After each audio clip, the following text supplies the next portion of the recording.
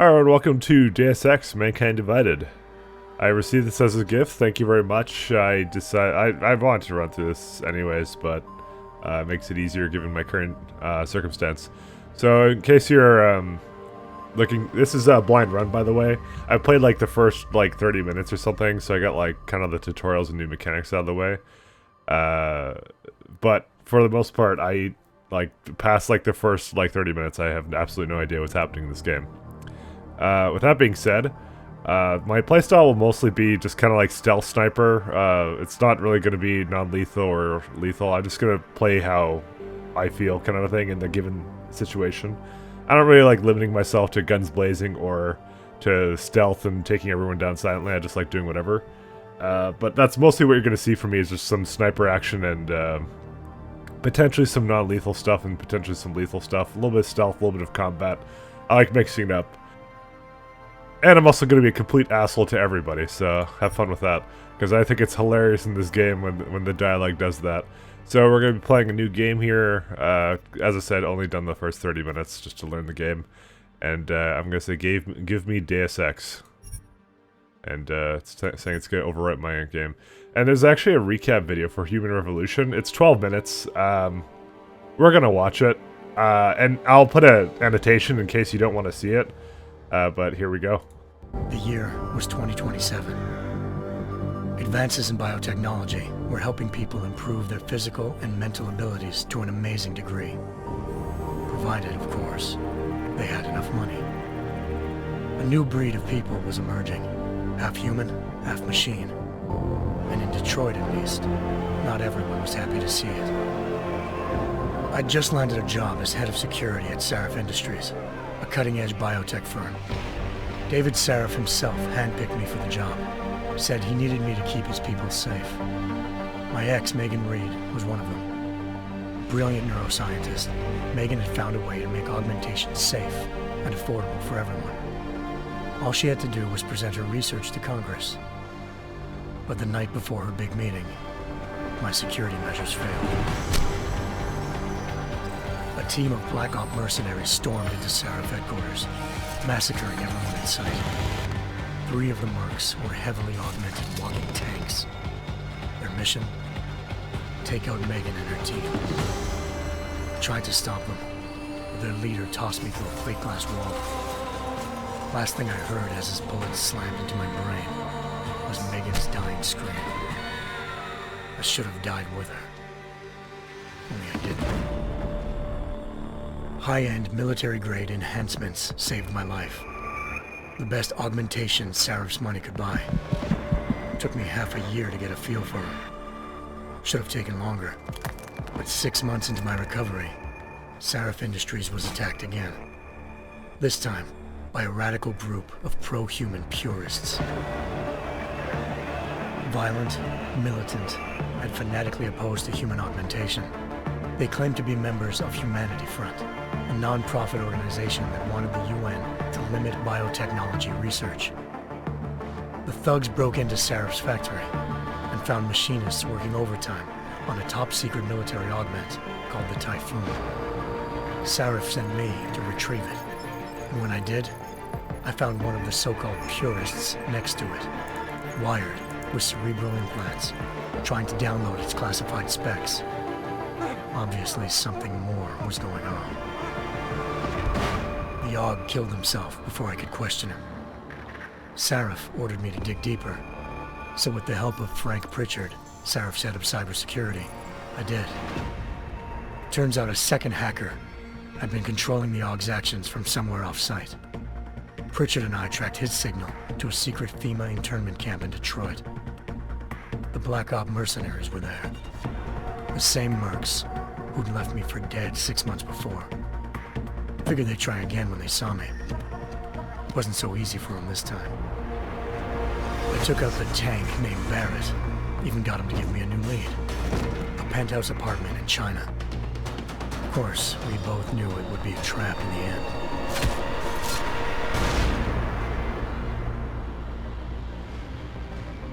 Hengsha Island, China. Home to a city so crowded, they had to build a second city on top of it. Trying to find clues in Hengsho wouldn't be easy. Lucky for me, I wasn't alone. Farida Malik, Seraph Industries' ace pilot, had lived in Hengsho before. A good person to have on your side. She knew enough about the place to get me around. Malik dropped me in the lower city, close to the penthouse Barrett had told me about. Bell Tower Associates, a private security firm under contract to the Chinese government, had agents tossing the suite when I arrived. Just not for the reason I'd been expecting. Turns out the man who lived there was a criminal hacker named Van Bruggen. The same hacker who'd been remotely controlling the AUG in Seraph's factory. Van Bruggen's panicked decision to force the man to commit suicide had been a mistake. Now his mercenary partners were gunning for him, and I needed to find him before they did. Locating Van Bruggen meant playing nice with the Triads, Hengsho's organized crime lords. They had the hacker holed up inside a low-rent capsule hotel. By the time I found him, Van Bruggen had no qualms giving up the woman who hired him. Zhao Yunru, president of the Taiyang Medical Corporation. According to Van Bruggen, Zhao wanted to monopolize the augmentation industry and had hired Black Op mercenaries to destabilize her competition. Seraph Industries was at the top of her list. To prove this, I needed to get inside TYM and grab a surveillance hologram off a server. I suspected Van Bruggen was hiding something when he told me this, but nothing could have prepared me for what I saw. Megan wasn't dead. She and her 4 best researchers had been kidnapped, spirited away somewhere while their kidnappers made it look like they were dead. Desperate to learn more, I confronted Zhao in her penthouse. She claimed to be a pawn in a bigger plan, and hinted at a group so powerful it controlled global interests at a whim. Then she slipped into a panic room and hit the alarm, forcing me to make a very quick exit. I figured Zhao was lying, but part of her confession made sense. David Seraph had been worried about his people. So worried, he'd required all of them to have subdermal locator devices surgically implanted. The GPLs would have been broadcasting the day of the attack. But Zhao said a single call to Picus, the world's leader in global 24-hour satellite news, had turned those signals off. I needed to fly to Picus headquarters in Montreal if I wanted to learn more.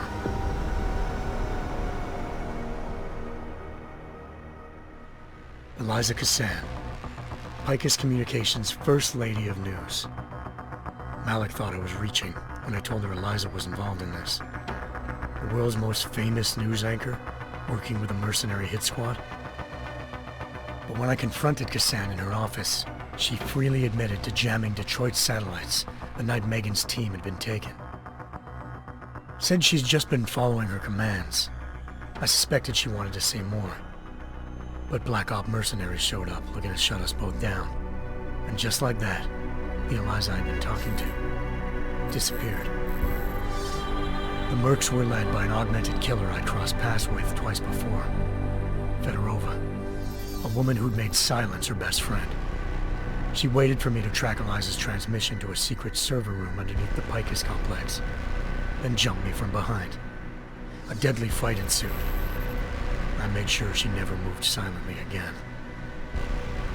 With Fedorova down, and no one left to keep Eliza quiet, she reappeared.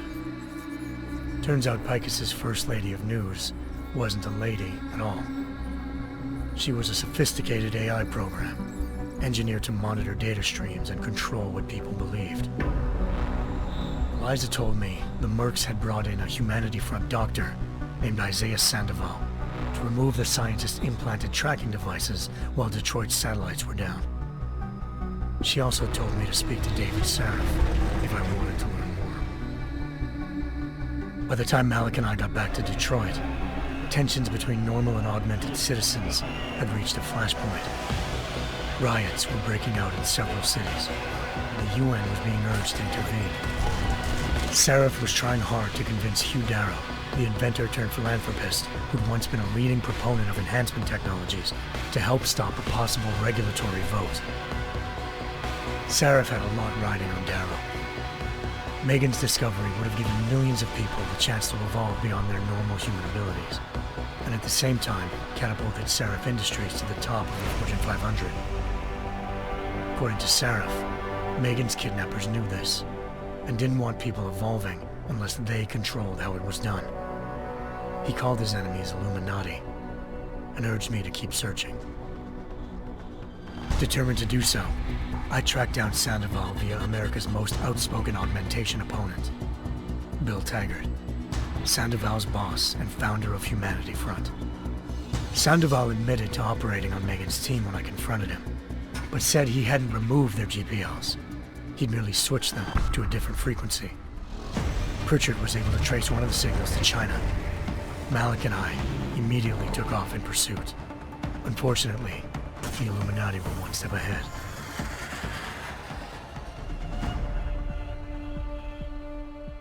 Ambushed. Shot out of the sky by Bell Tower associates, seconds after entering Hengsha's airspace. Malik's piloting skills saved me. After a tense and bitter struggle, I escaped into Lower Hengsha. The tracking signal I was following led straight to the Triads, or more specifically, to the augmented arm of Tong Si-hung, leader of a gang of augmentation harvesters. Tong said they'd taken the arm off a corpse, which Bell Tower had left at their door, meaning at least one of Seraph's scientists was dead. Maybe not the rest of them, though. Tong pointed me to a port used for human trafficking and helped me slip aboard a Bell Tower ship. It was sailing to Rifleman Bank Station, a military base in the South China Sea. Bell Tower was holding kidnapped civilians as prisoners there, and using them to perfect the Hyron Project, a human-computer interface that left most of its test subjects dead.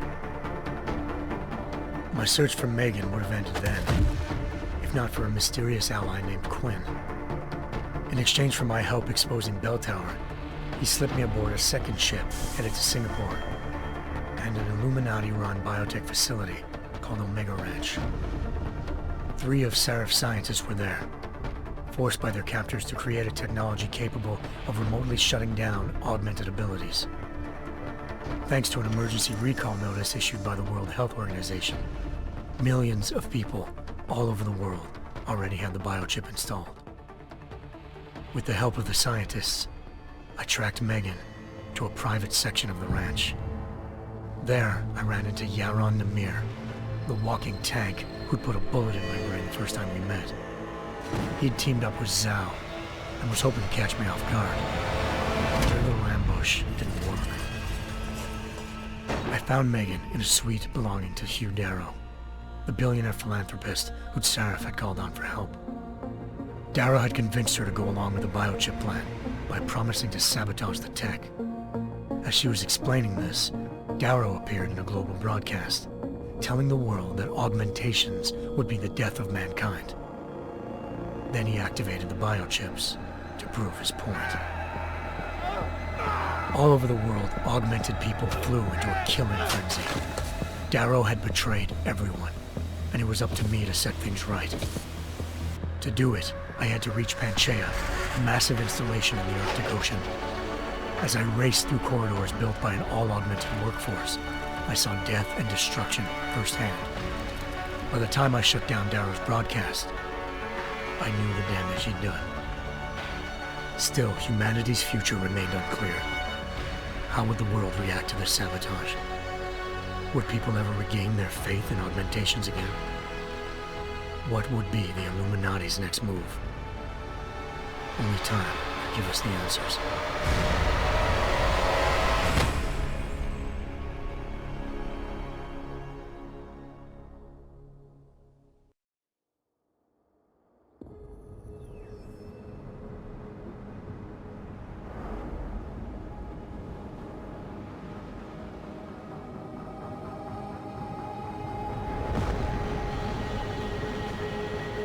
I once thought I could save the world. Now look at it.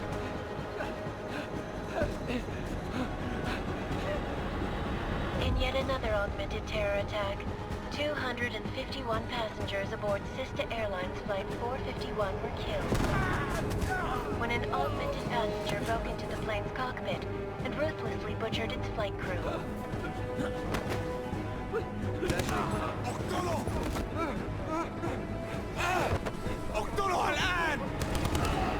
Details recovered from the black box recorder suggest that the man may have been suffering flashbacks to the AUG incident. That horrible day 2 years ago when augmented people all over the world flew into a psychotic killing spree, causing the greatest loss of life in recent history. Sometimes, you just have to let go.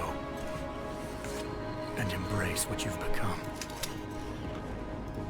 Not gonna go all wonky on us now, Hansa, are you? Well, if I do, McCready, I guarantee you'll never see it coming. Agent Jensen! Am I gonna have a problem with you? No, sir. No reason to assume you would. Good. Because you are the only augmented operative on this team, and I intend to make good use of you. Listen up, all of you. We got a sandstorm barreling down our ass and we can't afford to make mistakes. We're going after this man, an arms dealer named Shepard. He's ex-Bell Tower, one of the Special Forces commanders who disappeared during the incident. And he's come out of hiding. That cannot be good. It's not. He's selling weapons and military-grade augments to terrorists. This is Aran Singh, the undercover agent who lured Shepard out of his hole. Best you see Interpol's got. For 3 years he's worked hard to get in tight with the Jinn, an Iraqi smuggling cartel that's infected the Eastern Hemisphere like a plague. Last week, our arms dealer sent a message to the Jinn, offering to sell them a shitload of black market merchandise dirt cheap. They told Singh to handle a buy. They're not gonna like it when Interpol disrupts their party. Is Singh's cover really that good? It is right now. We need to keep it that way. This is where the deal's going down. A half-finished high-rise hotel that's been abandoned ever since the incident. It's not a pretty picture inside. Let me guess. Most of the laborers were augmented with heavy-duty industrial rigs. So when the incident hit, and they all went schizo, things got gruesome real fast. And no one, except for some homeless junkies, have been inside the place ever since. So what's the plan, Director? Singh's meeting Shepard on the ground floor, inside the hotel's main atrium. He sent the bulk of his Jinn crew to the penthouse levels to secure a vantage point. I want McCready's team to take up positions overlooking the atrium and make the arrest. Jensen, you're going in solo from the roof. My objectives? Keep the Jinn from joining the party. As far as we can tell, only one route connects the atrium to the penthouse level, a halfway decent elevator shaft. Here. I want you to block access to it. Fine. Just cut me loose. Do you plan on relying solely on your augments for this one? I'd recommend taking a little hardware, just to be sure.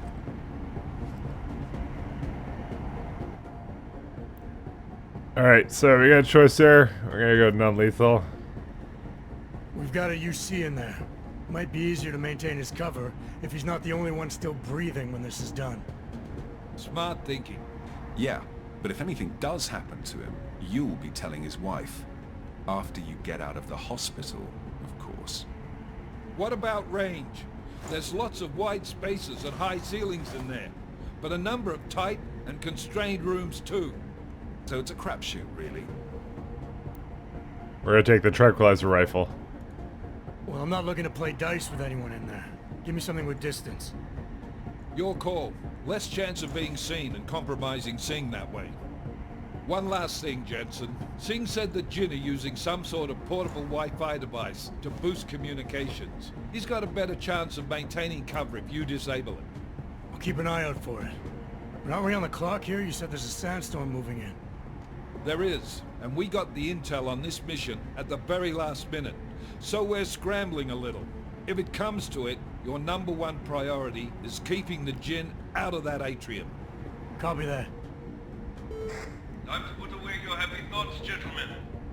We're approaching the target building. You're up first, Jensen. Let's do this.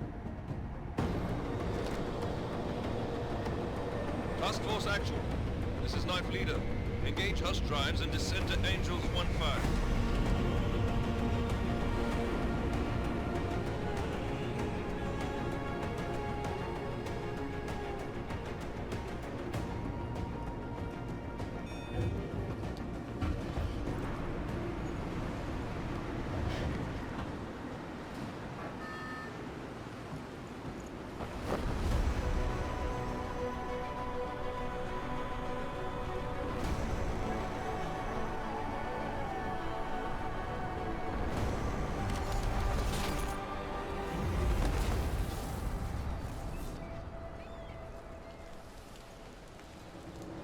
Pinpoint landing.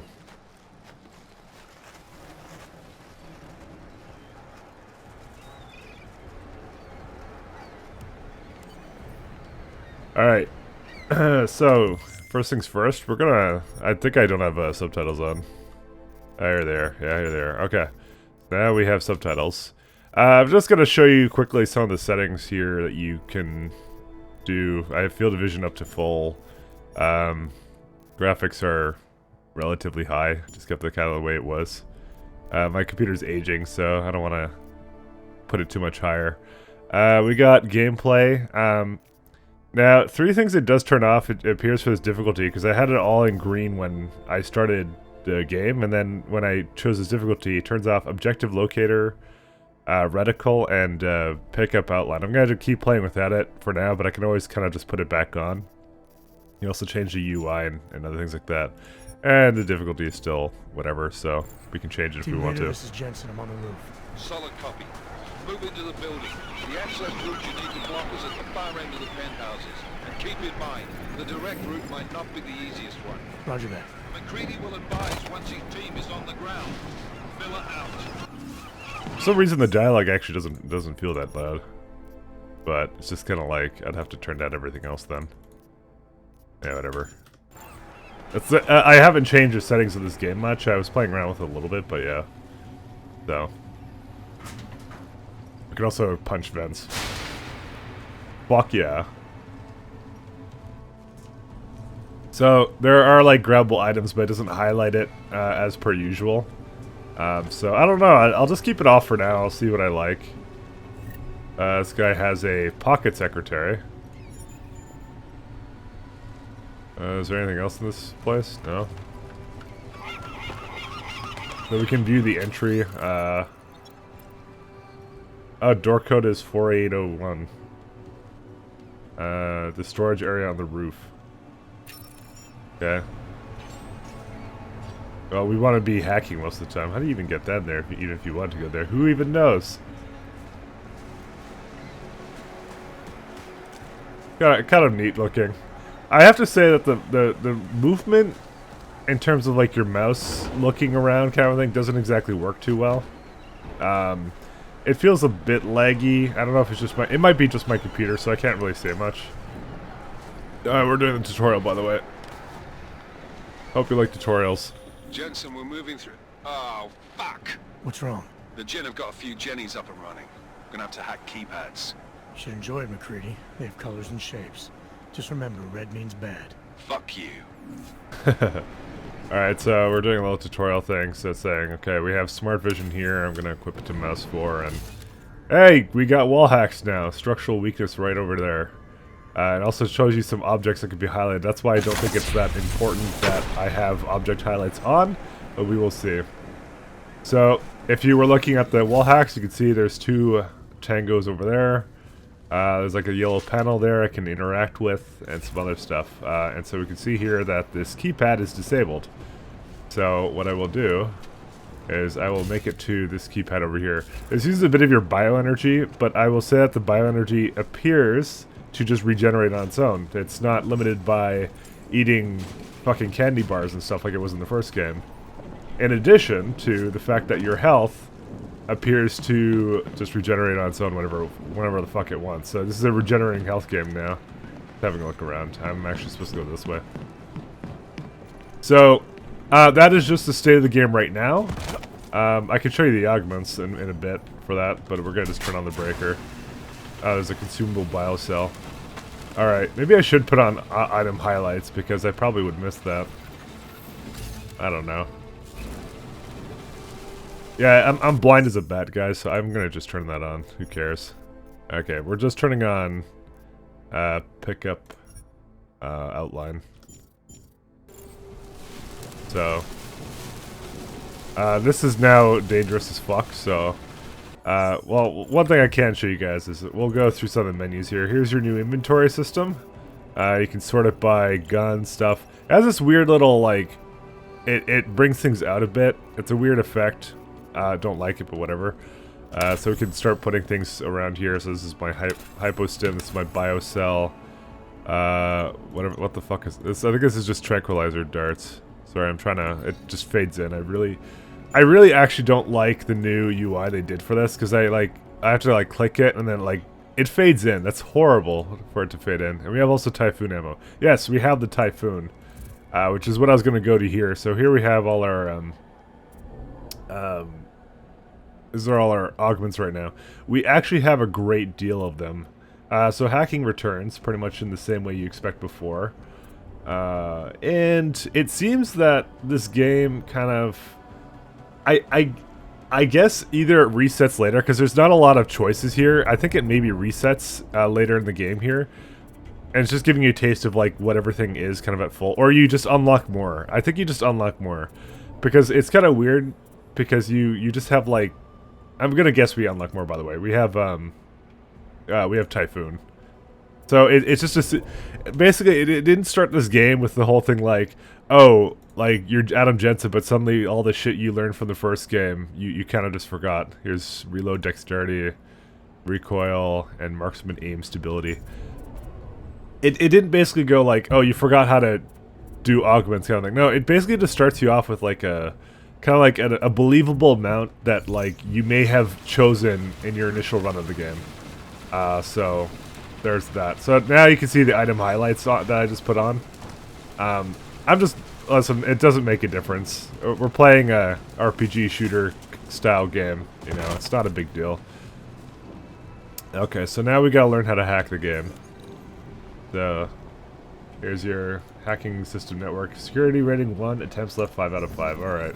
So this works exactly the same as it did in the last game. You basically go like, hey, I want to capture that. Okay, let's go capture that. And we can also fortify things as well. There's also hotkeys now for things, so... I mean, I guess there was hotkeys in the last game too. They just kind of improved it a lot more. It's gonna take literally forever. Don't worry, I've got lots of time. And there we go. So in these areas, it tells me, oh, I can learn how to do the cover system and stuff. I've already done it, so I don't have to waste your time with that. So I already know what I'm doing. So I don't think this is how it worked in the first game, but you can kind of see. I actually, like, you see, it tells me to press space. It's weird how the text like goes away for a sec, but essentially what you do is you look at a place and you go, hey, I'm pressing space, going over here. Alright, I think I'm gonna go over here. So you just kind of like, you can stealth all you want up to the guy, and then I can knock his ass out.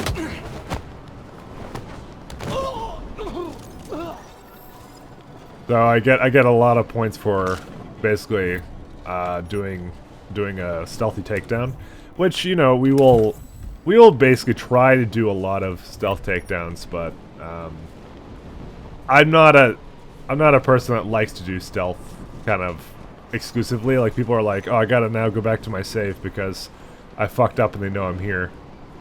So I'm not gonna be that kind of guy. I like sniper rifles and stuff too much. We're gonna use like silenced pistols and all that kind of fun jazz. Let's see what's over here. We got an there is another gentleman over there. Okay, it's just trying to jump up here.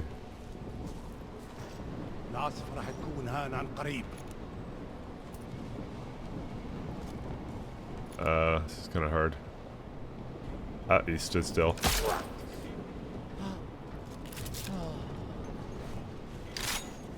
Okay, Trent gun is kind of cool. By the way, the first options that you have are like, you get a pistol or a assault if you're going assault rifle if you're going lethal. If you're going non-lethal, you get a either this Trent gun or you get a stun gun. And so, judging by the fact I like things with scopes, we decided on this. By the way, this is the locker that we have a code for, but I have the ability to just kind of go over it, so... I mean, I actually didn't see this the first time I went through this area, but, you know, Jensen, I have it now. Mac, listen up. Doppler shows that sandstorm's moving in fast. It's big, and it's gonna hit us hard. God, I hate the fucking desert. Confirm visual? I can. Time is not on our side. Copy that. Solid copy. Got some trank darts here. Oh, there's another 10mm pistol. We got some stun gun ammo. Alright, that might come in handy. Not having a crosshair is really awkward for having to look at the center of the screen. But you know what? We don't need no crosshair. So we have a 10mm pistol now. What the fuck? Not that throwable beer case. There's some nice rye. So it makes me kind of have to use a bit more of the my other options here with regards to here we go. We have a hypostim injector. That's what I mean. Like I want to be able to see things like this. Okay. So we did not bother hacking that because we didn't have to. So one of the things we can do is to see if we missed anything. We can just activate our fucking wall hacks. Oh look, there's two guys here with guns that they dropped. Like, and this drains your power very slowly, but it does drain your power. So this is a thing that I guess I can just shoot at and blow up. And it looks like this guy's alive, or not? Well, no, he's not alive. He's quite dead. Alright, looks like we got all of them. Oh, that guy got to... Actually, they all lived, didn't they? Oh, yeah. Look at me, I'm a nice guy. Alright, here we have the elevator. So we just made it to our first objective, guys. So I'm going to cut it off here, guys. Hope you're enjoying, and next episode should be up shortly. Take care.